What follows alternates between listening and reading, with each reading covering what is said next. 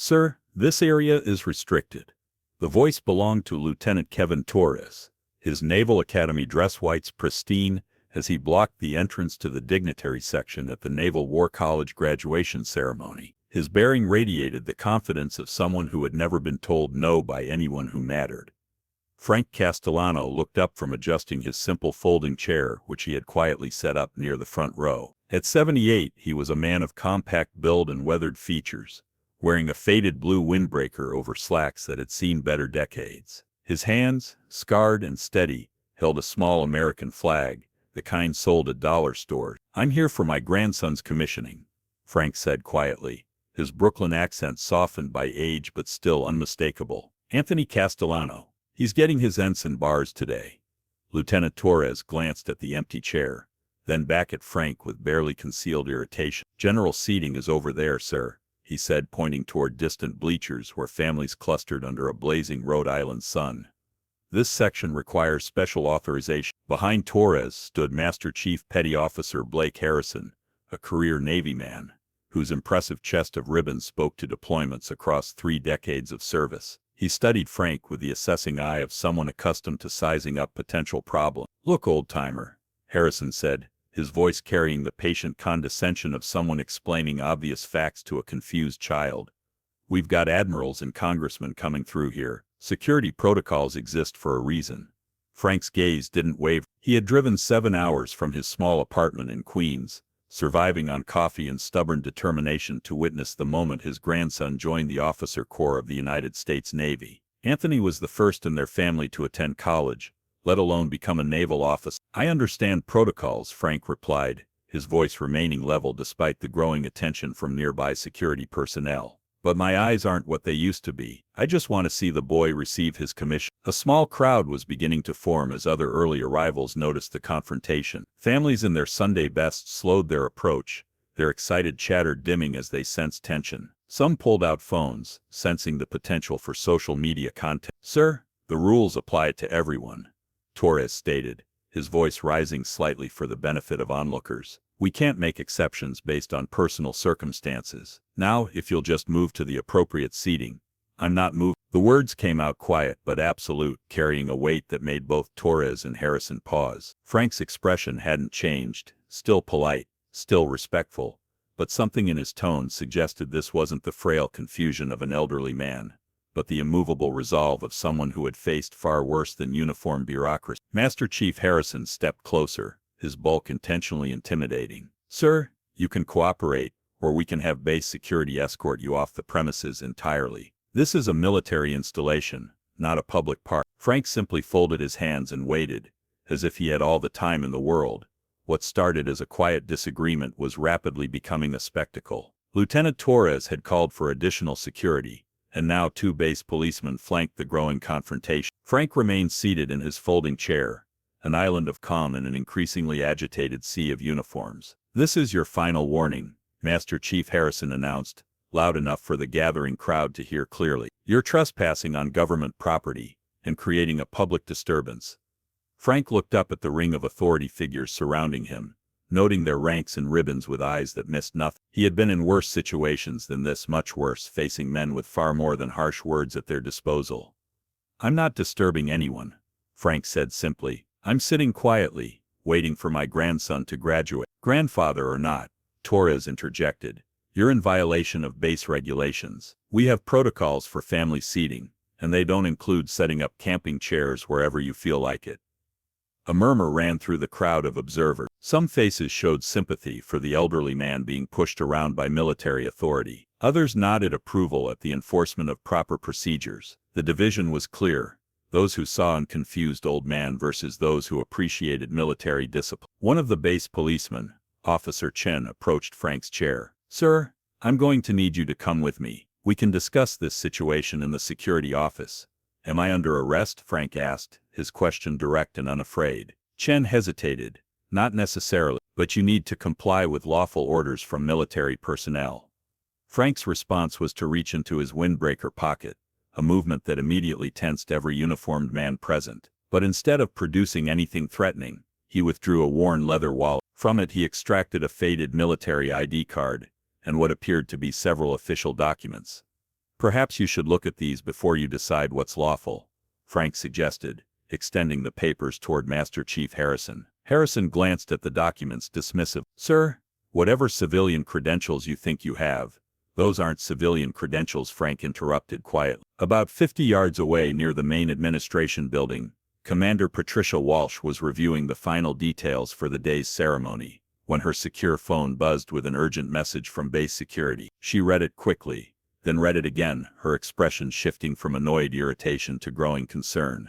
The message was brief: elderly civilian claiming military authority, refusing lawful orders, requesting immediate guidance on escalation procedure. Commander Walsh had seen dozens of confused veterans over her career, men and women whose memories sometimes mixed past service with present reality. But something about this particular incident felt different. Her instincts, honed through 2 decades of naval intelligence work, were sending up warning flags. She grabbed her service cap and headed toward the disturbance, hoping to resolve what appeared to be a simple misunderstanding before it became something more complicated. She had no idea she was about to walk into the most significant moment of her military career. Master Chief Harrison reluctantly accepted the documents Frank offered, expecting to find expired veterans' benefits cards or outdated military retiree identification. What he actually saw made him freeze mid-sentence. The military ID was current, not retiree status, but active classified clearance. The accompanying papers bore official seals from the Department of Defense, the Department of the Navy, and organizations Harrison had never heard of, but whose authorization codes looked genuine and recent. But it was the photograph clipped to the back of the ID folder that stopped Harrison cold. A much younger Frank Castellano, in what appeared to be ceremonial dress uniform, standing beside a man Harrison immediately recognized, Admiral James Morrison, current Chief of Naval Operations. What the hell? Harrison muttered, studying the documents more carefully. Lieutenant Torres, growing impatient with the delay, stepped forward. Master Chief, whatever paperwork he's carrying, it doesn't change the fact that he's shut up, Harrison said quietly, not taking his eyes off the document. His tone carried a weight that made Torres step back instinctively. Frank watched the recognition dawning on Harrison's face with patient amusement. Perhaps you'd like to make a phone call before this goes any further, he suggested. Commander Walsh arrived at that moment, her quick stride covering the distance from the administration building. She took in the scene immediately, an elderly man surrounded by security personnel, documents being examined with obvious confusion, and a crowd of families beginning to voice their displeasure at the disruption. What's the situation? Walsh asked Harrison directly. Harrison handed her the documents without a word. Walsh scanned them quickly, her training in intelligence analysis allowing her to process information rapidly. But like Harrison, she found herself staring at credentials that seemed impossible. The ID indicated Frank Castellano, held a security clearance level she'd seen only twice in her career. The attached orders, dated just 6 months earlier, authorized him access to any U.S. military installation for purposes related to ongoing operational consulting. But it was the personal letter bearing the signature of Admiral Morrison himself that made Walsh's blood pressure spike. The letter was brief, but unmistakable in its intent.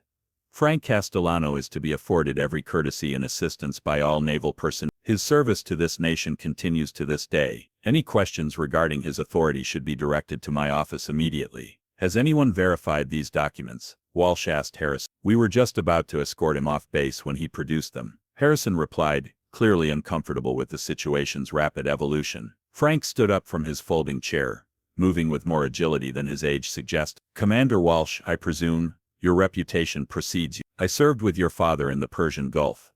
Walsh felt the ground shifting beneath her feet. Her father had been killed in a classified naval operation in 19. The details of that mission remained sealed, known only to a handful of surviving personnel. How do you know my father? She asked quietly. Frank's answer would change everything, because I'm the one who brought him home. Commander Walsh stared at Frank Castellano as memories she'd carried for 30 years suddenly found their missing pieces. Her father, Commander Robert Walsh, had died in what the Navy had officially termed a training accident in the Persian Gulf. She'd been 11 years old, and the details had been classified above her security clearance for her entire naval career. Lieutenant Commander Robert Walsh, Frank said quietly. March 15, 1991. Operation Silent Thunder.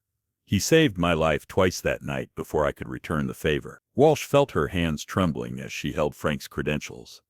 The name on the classified clearance wasn't Frank Castellano. It was Francis C. Morrison, with a service record that began in 1965 and showed no end date. More disturbing, his rank was listed not as retired but as active Navy captain. "You're not who you claim to be," Walsh said, though her voice carried question rather than accusation. "I'm exactly who I claim to be," Frank replied. "I'm also someone else entirely. Frank Castellano is my cover identity. Francis Morrison is my operational name. Both men want to watch Anthony graduate today." Master Chief Harrison was studying the documents over Walsh's shoulder, his expression growing more confused by the moment. "Commander, these authorizations, some of these agencies I've never heard of them." "That's because they don't officially exist," Frank said matter-of-factly. "Just like Operation Silent Thunder never officially happened. And just like the 37 other missions your father and I completed together never officially took place." Lieutenant Torres, who had been watching this exchange with growing bewilderment, finally spoke up. "This is insane. You're telling us this old man is some kind of active-duty secret agent?" Frank turned to face Torres directly. "Son, I've been conducting classified operations since before your father was born. I've briefed presidents, planned missions that prevented wars, and cleaned up messes that would have cost thousands of American lives if they'd become public knowledge." He gestured toward his simple folding chair. "Today I'm just a grandfather who wants to see his grandson become a naval officer. But if you insist on making this complicated, we can contact Admiral Morrison and discuss whether your career survives the conversation." Commander Walsh made a decision that would define the rest of her military service. She handed Frank's documents back to him with a respectful nod. "Master Chief Harrison, Lieutenant Torres, you will escort Mr. Morrison to the VIP section immediately. You will ensure he has the best available seating and anything else he requires."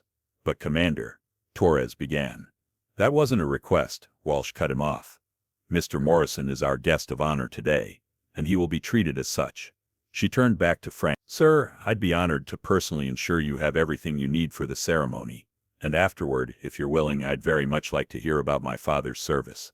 Frank's weathered face showed the first genuine smile of the morning. "I'd like that very much, Commander. Your father would be proud of the officer you've become." As Frank was escorted to the VIP section, word of the incident spread through the base's command structure like wildfire. Commander Walsh found herself fielding increasingly urgent calls from senior officers who had heard fragmentary reports of a security incident involving classified personnel. The calls stopped abruptly when Admiral Morrison's office contacted the base directly. "Commander Walsh," her aide announced over the intercom, "Admiral Morrison is on line 1. He says it's regarding the situation with Captain Morrison." Walsh picked up the phone, her heart racing. She had never spoken directly with the Chief of Naval Operations. "Commander Walsh, this is Admiral Morrison. I understand you've met my old friend Frank." "Yes, sir. The situation has been resolved. He's been seated in the VIP section for the ceremony." "Good. I need you to understand something, Commander. Frank Castellano, Captain Francis Morrison, is one of the most decorated officers in naval history. His service record is classified at levels that require presidential authorization to review." Walsh absorbed this information while watching Frank through her office window. He sat quietly in the front row, his folding chair replaced by a proper VIP seat, looking like any other proud grandfather waiting for a ceremony to begin. "Sir, what should I tell my security personnel about the incident?" "You tell them they nearly made the biggest mistake of their military careers," Morrison replied bluntly. "Frank has been running black operations for this Navy since before most of your staff were born. The missions he's completed, the lives he's saved. If his record were ever declassified, he'd be the most decorated serviceman since Audie Murphy." The Admiral paused. "Commander, your father spoke of you often during our missions together. He would have been proud to see you wearing commander's stripes. You knew my father personally. I served under his command on 3 separate operations. Frank Morrison saved both our lives more times than I care to count. When your father was killed, Frank personally carried him out of that compound and brought him home for burial." Walsh felt tears threaten. For 30 years she'd wondered about the circumstances of her father's death, about whether he'd suffered, about whether his sacrifice had mattered.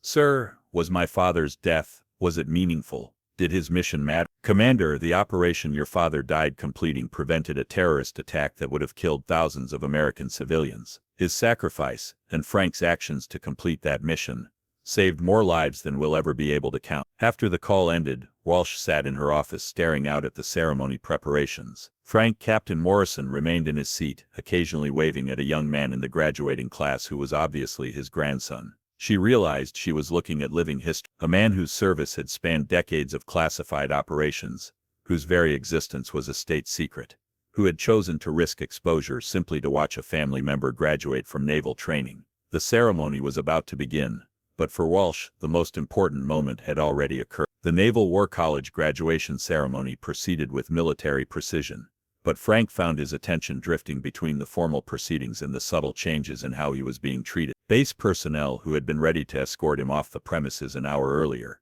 now approached with careful respect, offering him water, programs, and ensuring he had an unobstructed view of the platform. Lieutenant Torres, who had been threatening him with arrest, now stood at a respectful distance, clearly having been briefed on the new situation. Master Chief Harrison positioned himself nearby, not as a guard but as protection, ensuring no one disturbed Frank during the ceremony. When the commissioning portion began, Frank watched with quiet pride as his grandson Anthony stepped forward to receive his ensign bars. The young man had no idea of the commotion that had occurred earlier, no knowledge of his grandfather's true identity, no understanding that a classified legend was sitting in the audience. To Anthony, Frank was simply Nano, the retired construction worker who had helped raise him after his father's death, who had taught him to fish and fix cars and treat people with dignity regardless of their station in life. As Admiral Morrison himself pinned the ensign bars on Anthony's uniform, Frank felt the weight of decades pressing down on him. How many graduations had he missed because of classified missions? How many family moments had been sacrificed on the altar of national security? But watching Anthony's face, the pride, the determination,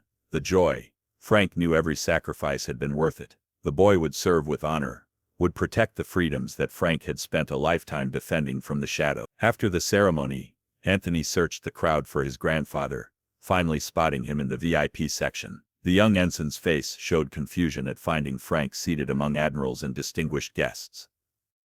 "Nano, what are you doing up there?" Anthony called out, making his way through the crowd. Frank stood and embraced his grandson, ignoring the curious stares of other dignitaries. "I'm exactly where I belong, Anthony, watching my grandson become a naval officer. But how did you get VIP seat? Did you tell them you were a veteran?" Frank smiled. "Something like that." Commander Walsh approached them, her expression warm but carefully neutral. "Ensign Castellano, you should be very proud of your grandfather. He's quite a remarkable." "Oh, he's just a construction worker," Anthony said with affectionate dismissal. "But he's the best man I know." Frank met Walsh's eyes over his grandson's head. In that look they shared an understanding about the nature of true service, the kind that goes unrecognized, unrewarded, and unknown to the very people it protects. "Just a construction worker," Frank agreed quietly, who's very proud of his grandson. As the ceremony concluded and families began taking photographs, Frank allowed himself to be just Frank Castellano for a few more hours, saving Captain Morrison for the shadows where he belonged. Later that evening, in Commander Walsh's office, a very different conversation was taking place. Lieutenant Torres and Master Chief Harrison sat at attention while Walsh reviewed the incident report they had submitted. "So let me understand this correctly," Walsh said, not looking up from the paperwork. "You were prepared to have base security arrest a man carrying current DoD credentials, classified clearances, and personal authorization from the Chief of Naval Operations." "Ma'am, the credentials appeared suspicious," Torres replied weakly. "The clearance levels seemed impossible for a civilian." "He wasn't a civilian, Lieutenant. He's an active-duty Navy captain conducting classified operations under deep cover. His current mission requires maintaining a civilian identity, which you nearly compromised in front of dozens of witnesses and cell phone cameras." Harrison shifted uncomfortably. "Commander, his appearance and behavior didn't match what we'd expect from someone of his rank and clearance level." Walsh finally looked up. "Master Chief, that's exactly the point. Captain Morrison has spent 40 years perfecting the ability to appear ordinary, unremarkable, invisible. It's what makes him effective at missions that require absolute discretion." She stood and moved to the window, looking out at the now empty ceremony grounds. "Do you know what would have happened if you had actually arrested him? If his cover had been blown because you couldn't be bothered to verify credentials before escalating to force?"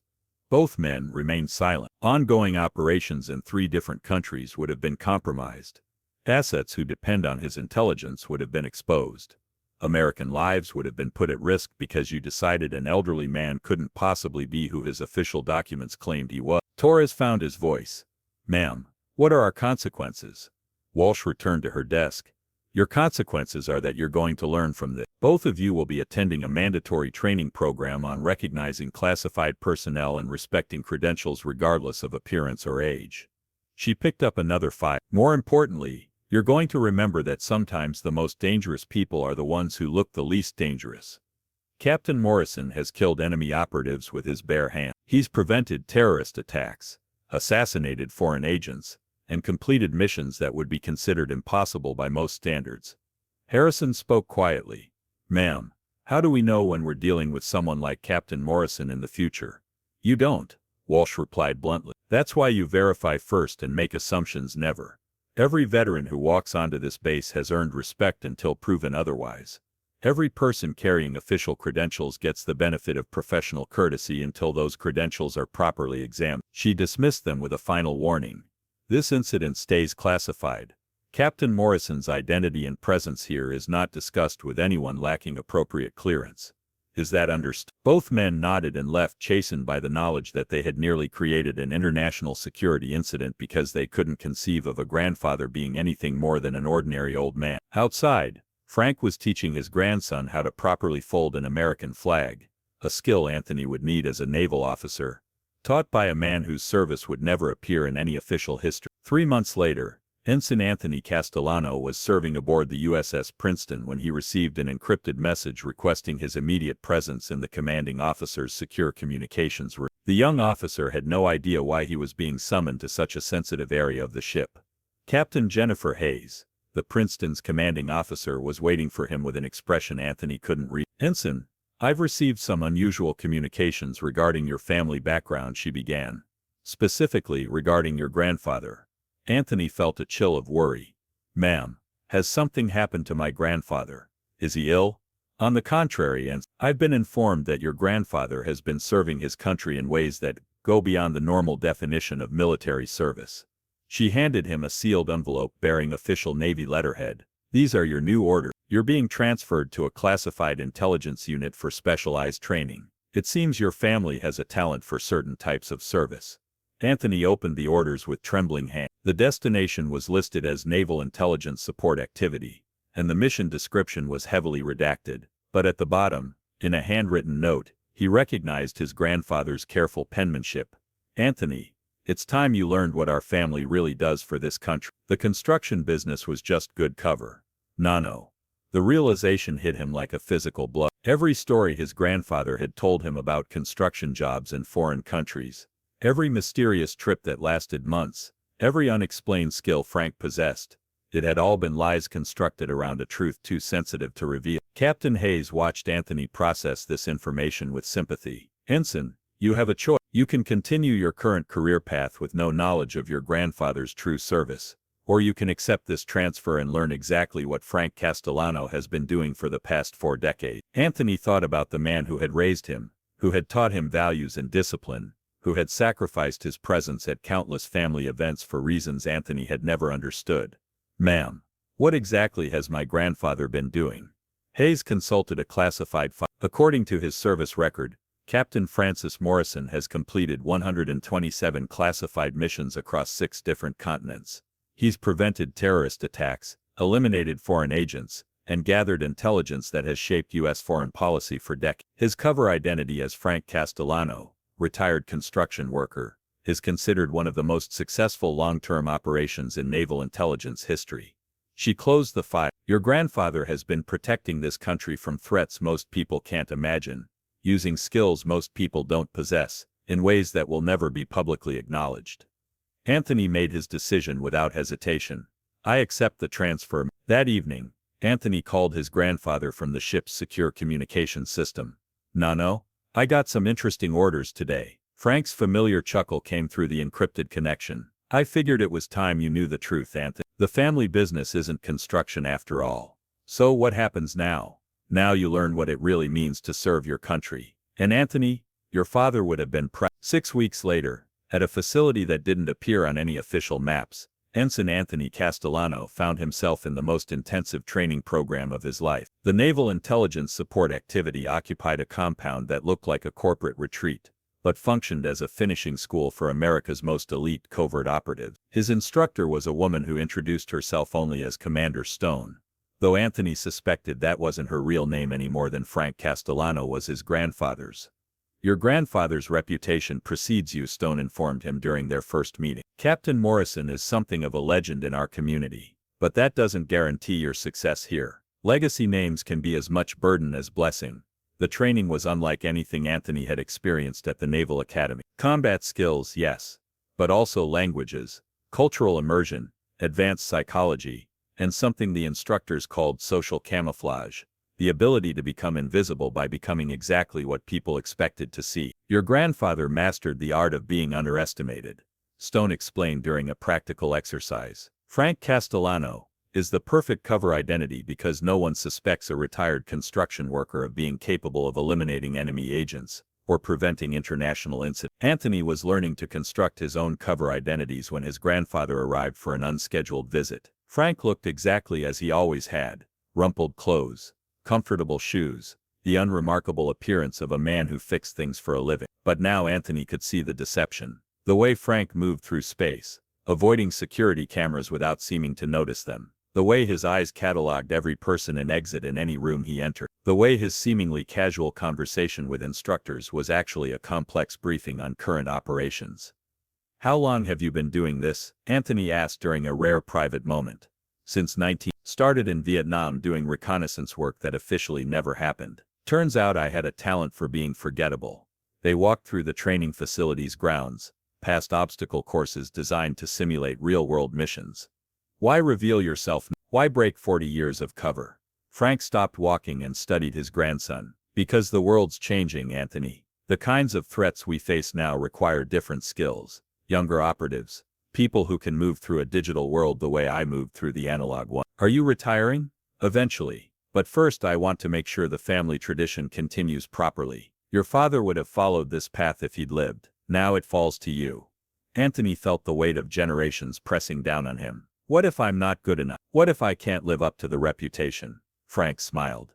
"Son, you've been training for this your entire life without knowing it. Every lesson I taught you about reading people, about staying calm under pressure, about doing the right thing regardless of the cost, that was all preparation for this moment." He placed a weathered hand on Anthony's shoulder. "Besides, you've got something I didn't have when I started." "What's that?"